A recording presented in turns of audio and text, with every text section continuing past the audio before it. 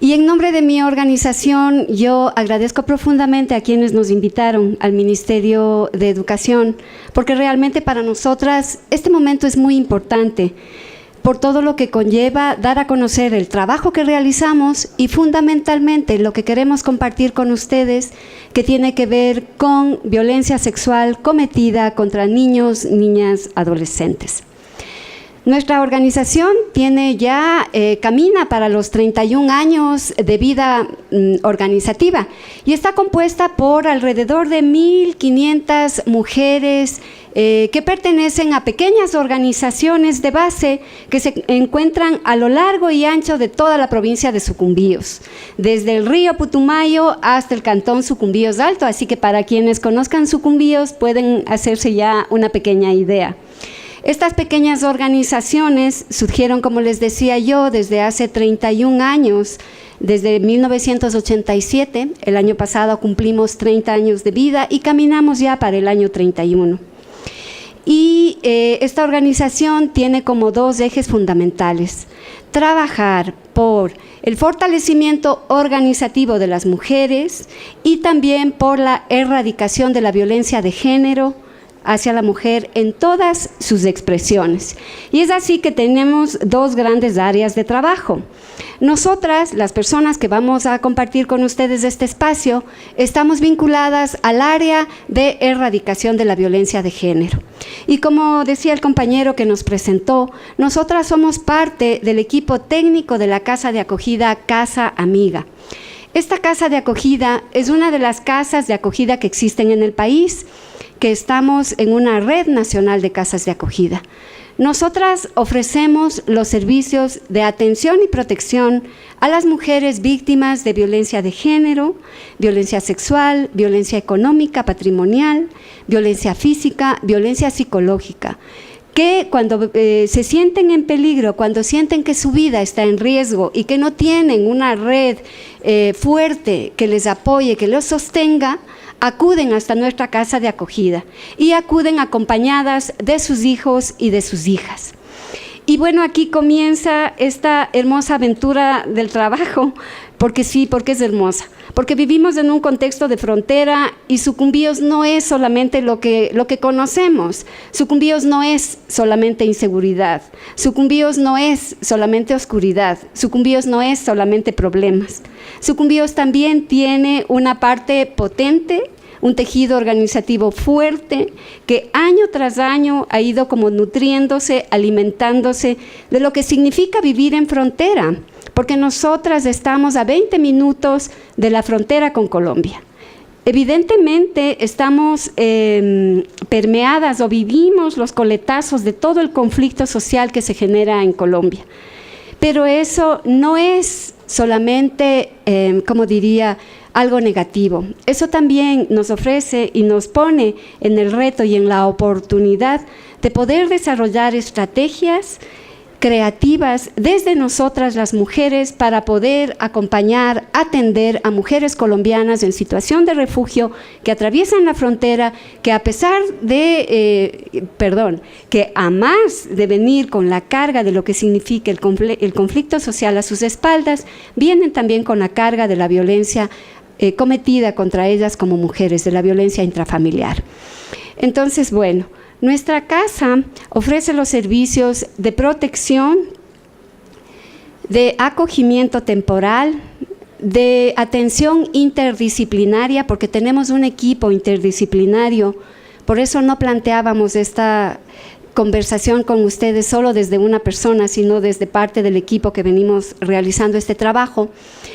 Y brindamos eso, una atención legal, psicológica, de trabajo social a todas las mujeres, a los niños, a las niñas que vienen en situación de vulnerabilidad, en situación de riesgo. Yo quiero comentarles los datos del año pasado. Nuestra casa es pequeña y la mayor parte del tiempo estuvo, digamos, sobre el nivel, el máximo de capacidad de atención que tenemos de acuerdo a nuestra infraestructura. Nosotras tuvimos 103 personas acogidas a lo largo de todo el año, 30 de ellas eran mujeres y 73 niños, niñas, adolescentes.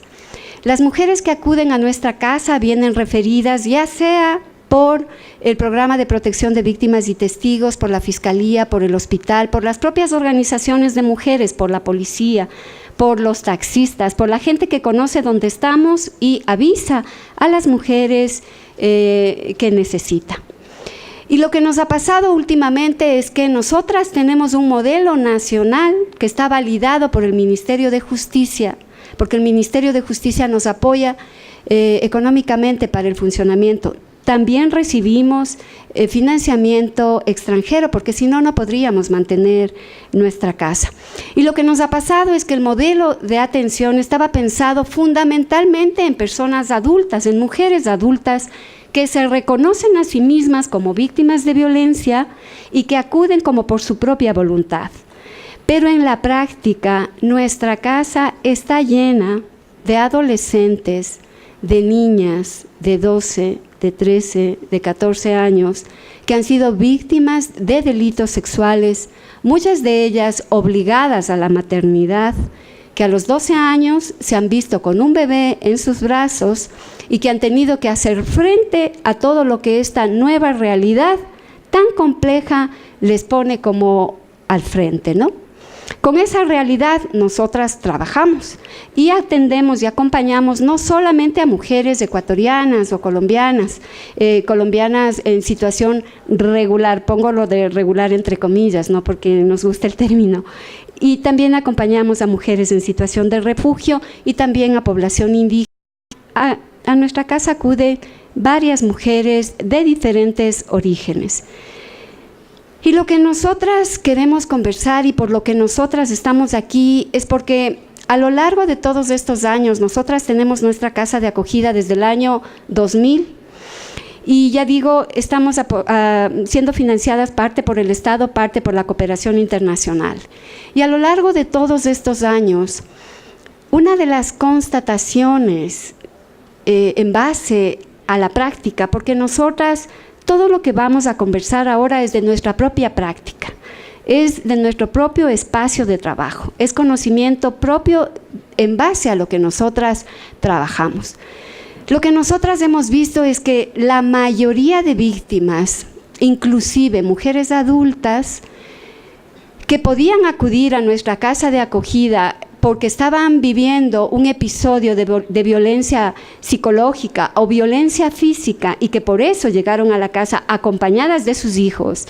La mayoría de mujeres en entrevistas posteriores y a lo largo de toda la ruta de atención van revelando que han sido víctimas de violencia sexual en el contexto de su propia familia.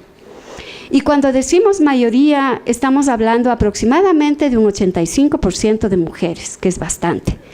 Y lo que es más alarmante, es que sus hijos o sus hijas, adolescentes, niños, niñas, también han sido víctimas de delito sexual en el contexto de la familia.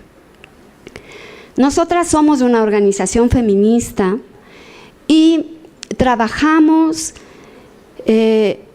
por la visibilización de todo este fenómeno de la violencia hacia las mujeres y fundamentalmente en este caso porque se visibilice el fenómeno del incesto, porque creemos que dentro de toda la sociedad no hay como ese reconocimiento de la gravedad de este fenómeno.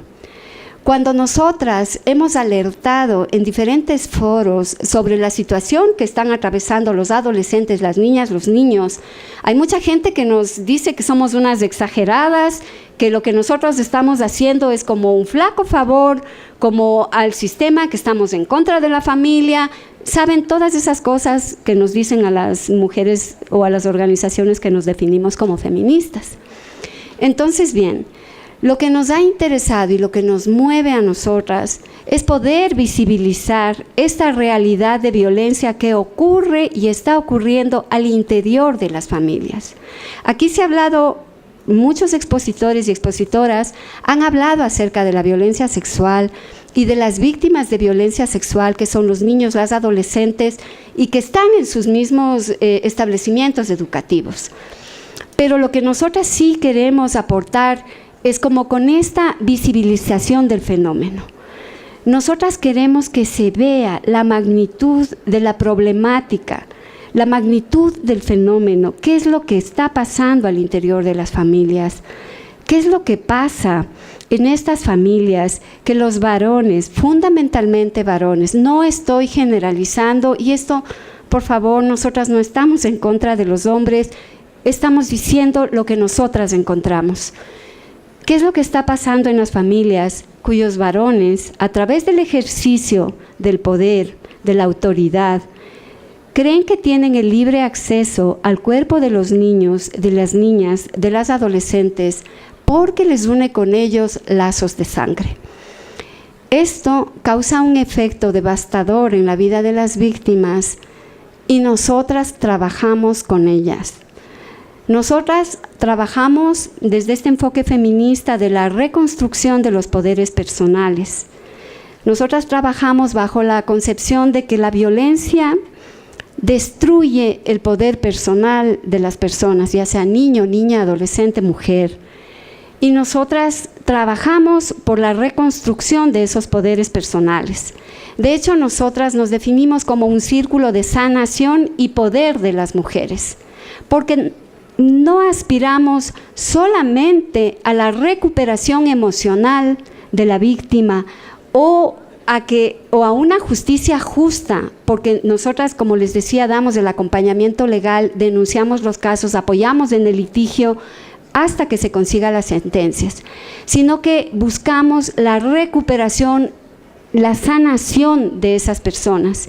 Y el término de la sanación es un término mucho más completo, mucho más integral, más holístico, que tiene que ver también con lo espiritual. Y aquí no estamos diciendo y no estamos apelando a la religión porque somos las religiosas, es un espacio religioso, no somos confesionales. Pero sí creemos que hay que restituir toda esa gran capacidad creativa de las personas, de los niños, de las mujeres, que se ve fragmentada, se ve rota cuando esos cuerpos, que es el primer territorio de poder, se ve invadido. Bajo esos principios nosotras trabajamos. Y lo que a continuación les queremos proponer a ustedes es que veamos juntas y juntos un video que nosotras producimos a finales del año 2016. Se llama El incesto en el Ecuador, un secreto a voces. ¿Por qué? Porque pensamos, y no solo pensamos, es que en la práctica y cuando empezamos a trabajar, porque nos interesa poner en la agenda de discusión el tema del incesto, nombrarlo como lo que es, para que así se pueda tomar las medidas necesarias, nosotras empezamos a investigar y nos dimos cuenta que no ocurre solamente en el espacio de Sucumbíos. Este es un delito que ocurre lastimosamente en todo el país y es transnacional, cruza las fronteras. También las mujeres refugiadas, los niños, niñas que vienen con sus madres refugiadas han sido víctimas de incesto. Entonces lo que nos interesa es que ustedes que están en contacto permanente con los niños, con las niñas, con las adolescentes, puedan tener también como la comprensión del fenómeno, la comprensión de lo que está pasando, para que puedan de una mejor manera apoyar y sostener los procesos personales de esos niños, de esas niñas que ustedes detectan, que ustedes identifican como víctimas de violencia sexual. Yo me quedaría aquí en la presentación, solo comentarles que este es un video que se lo trabajó en colectivo con un colectivo feminista que se llama Lola Mora Producciones, con el taller de comunicación mujer, con una periodista excelente que es Janet Cervantes, con un equipo de producción que se llama Darko y también con nosotras las de la Federación de Mujeres. Observemos el video y después del video podemos conversar acerca del impacto que tiene la violencia sexual cometida en el ámbito familiar, cometida por los perpetradores, que son los padres biológicos, que son en ocasiones los abuelos, que son en ocasiones los padrastros, que son en ocasiones los tíos de estos niños, de estas niñas, de estas adolescentes. Entonces le pido por favor al compañero si nos puede poner ya el video, y luego del video rápidamente conversamos acerca de esta situación. Bueno, muchas gracias, y ahora quiero poner en consideración... perdón. Un momento, Amparo, vamos a continuar. Queridos colegas, si fueran tan amables, la ponencia no ha terminado todavía. El video, acabamos de ver el video, espectacular, así que todavía hay algunas ideas que sabemos que van a aportar en nuestro ejercicio profesional. Así que pedimos por favor que cuando una vez acabada la ponencia, nos podemos retirar todos. Muy amables. Amparo, ahora sí, chicas. Muchas gracias. Simplemente decirles que desde nuestra casa de acogida, nosotras trabajamos por la inserción escolar de todas las niñas, de todos los niños. Es lo primero que hacemos, porque nosotras tenemos la visión de que se tiene que trabajar por el proyecto de vida de las adolescentes, de las niñas, de los niños. Es verdad que han sido víctimas de violencia sexual.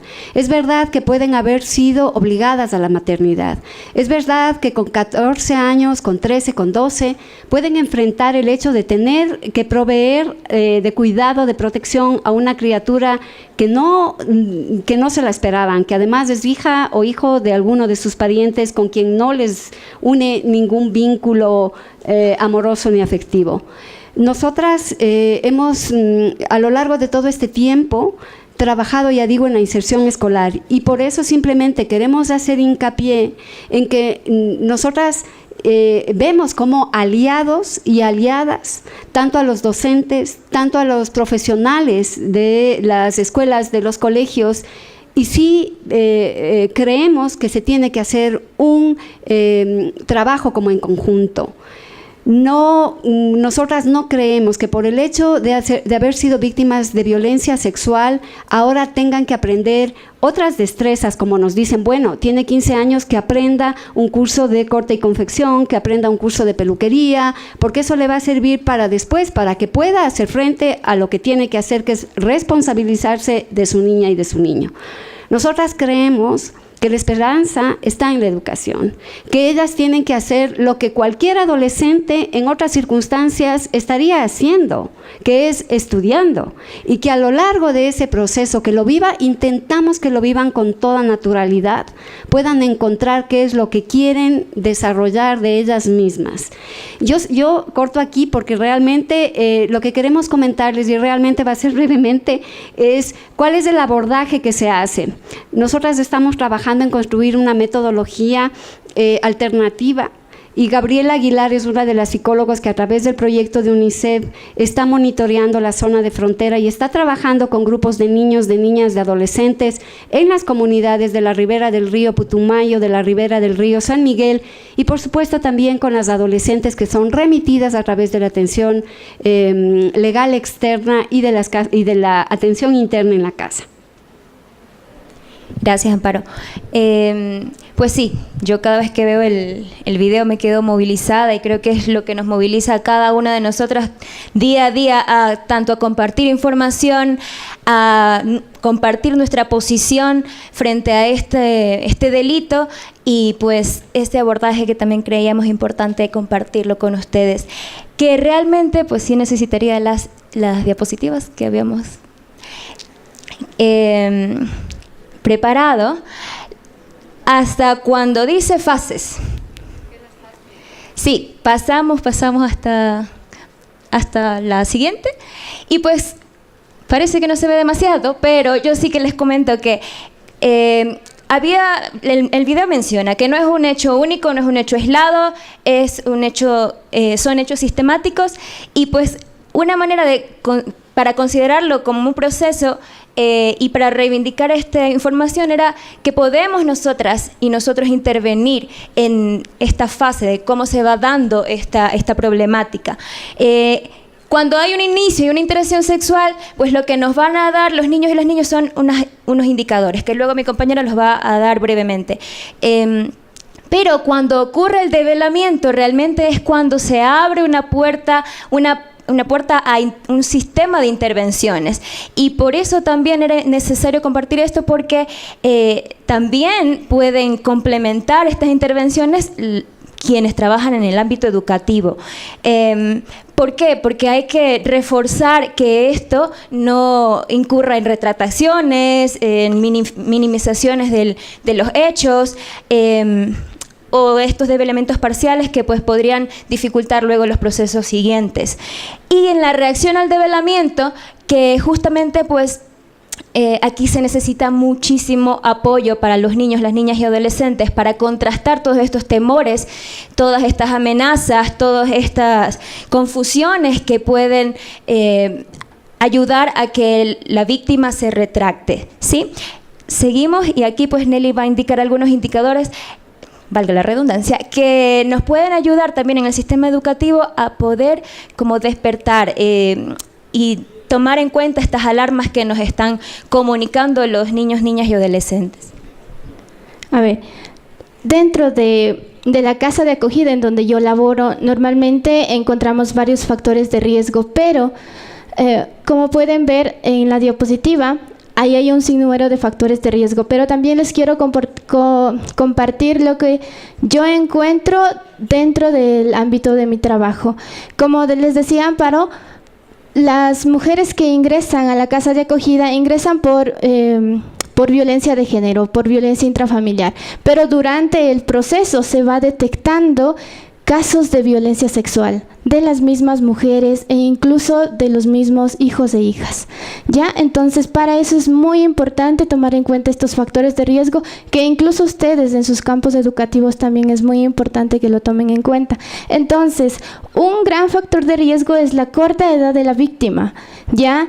Otro de los factores es la necesidad de afecto. ¿Por qué? Porque la mayoría de los niños, niñas y adolescentes no tienen como una figura significativa cercana, ¿ya? Entonces no tienen este vínculo para poder confiar en alguien y poder hacer este develamiento. Es por eso que Gabriela les hablaba del develamiento tardío, que de alguna manera sale con algunos indicadores, pero es debido a esto, esta necesidad de afecto. Ya también debido al ambiente cercano caótico. ¿Por qué? Porque dentro de la misma familia, aparte de que está sufriendo violencia sexual, está siendo también o puede ser víctima de violencia intrafamiliar. Entonces, si ve que el padre, porque en su mayoría son varones, ¿no? Un ejemplo, si ve que el padre está violentando a su madre, entonces el niño, la niña o adolescente va a pensar que si devela la violencia sexual, también será agredido, ¿ya? También tomará represalias contra el niño o niña. Entonces, de esta manera va callando y va guardando este secreto. También un factor súper grande que vemos ahí para que se pueda dar una violencia sexual es por la relación conflictiva, lejana y fría que pueda tener el niño, niña o adolescente con la madre. Porque ¿qué pasa? En su mayoría los agresores son de sexo masculino. Entonces, si no hay esta relación de confianza con la mamá, obviamente es mucho más vulnerable el niño o la niña de ser víctima de violencia sexual. Ya, vamos a ver el primero, que es sometimiento versus educación democrática. Como dice sometimiento, una educación en base al sometimiento, en base al autoritarismo, en donde hay una desigualdad de poderes, obviamente no se crea una confianza, ¿ya? Obviamente el vínculo afectivo será débil. De alguna manera hay un vínculo, como hablamos de vínculo traumático, o lo que nos hablaba al mediodía. Entonces hay un vínculo, pero este vínculo, para poder develar lo que yo sufro, tiene que ser fuerte. Entonces, si hay una educación de desigualdad, no va a haber este develamiento. Entonces, por eso es tan importante dar importancia a una educación democrática, en donde se tome en cuenta al niño o la niña, se tome en cuenta sus pensamientos y sea una relación de igualdad. Los riesgos de desprotección, en este caso sería cuando las los padres, que son las figuras significativas, obviamente, no dan un buen cuidado o atención al niño o la niña. Los cuidados parentales inadecuados, también tenemos, los cuidados parentales inadecuados, que puede ser, por ejemplo, cuando el padre o la madre esté involucrado a un alto nivel de estrés, involucrado al consumo de drogas, alcohol, o a la maternidad, paternidad adolescente, o al aislamiento social. También tenemos las necesidades, cuando no son cubiertas las necesidades del niño, niña o adolescente. En este caso, las físicas, ¿cuáles son? Las de alimentación, de temperatura, higiene, sueño, salud, las necesidades de seguridad, cuando el niño o la niña no tiene un espacio seguro, ¿ya? O redes de apoyo seguras. Cuando las necesidades sociales, que se refiere a cuando la niña, el niño o adolescente no tiene una orientación adecuada por parte de sus padres o las redes de su entorno. Entonces, de esta manera, no se creará un conocimiento de lo que está permitido y lo que no está permitido. Y por último, las necesidades cognitivas y las emocionales. Dentro de las necesidades emocionales es muy importante también poder apoyar al niño a que tenga una seguridad emocional. ¿Y cómo se hace eso? Mediante esta creación del vínculo, esta creación de confianza. Me voy a quedar aquí porque estamos con el tiempo. Ya, le paso a mi compañera. Bien. Pues esos son factores, luego indicadores que ya no los vamos a ver, pero que es, porque aparte no se ven mucho, pero lo que nos interesa es un poco cómo abordamos ya cuando este develamiento ocurre, cuando ya tenemos conocimiento de que existe un caso de abuso sexual, específicamente de incesto. Realmente, cortamos, claro que sí. Pues lo que decía Amparito al principio era que estamos en un proceso de construir una metodología de abordaje tanto a nivel individual como grupal, y lo que sí podemos adelantar así a breves rasgos es a qué está orientado, y principalmente está orientado, y recogiendo las ideas que han compartido otras expositoras y expositores anteriormente, pues es de brindar ese espacio de escucha, donde ese niño y esa niña y ese adolescente puede sentirse creído, ¿sí? ¿Para qué también este espacio de escucha? Pues para acercarse, a mí me permite acercarme respetuosamente a ese mundo de este niño, esta niña o adolescente. ¿Por qué hago hincapié en este acercamiento respetuoso? Porque lo que menos quiero hacer es reproducir otro contexto basado en la asimetría. Entonces, este acercamiento debe ser muy cuidadoso con eso. ¿Para qué? Para reconstruir, para restablecer el esquema de seguridad y la confianza en las personas adultas, porque ya fue eso trastocado. Esto no se logra así también solamente desde el ámbito psicológico, sino desde un ámbito integral, desde un enfoque integral, porque lo que queremos garantizar es que no vuelva a ocurrir este y otro tipo de violencia, sino que tenemos que garantizar la protección y la seguridad de estos niños, niñas y adolescentes. También el trabajo tiene que ir a identificar redes seguras de personas adultas en sus familiares y fuera de las familias también. Y esto pues se logra también a través de un trabajo con estas personas, estas redes, construir estas redes.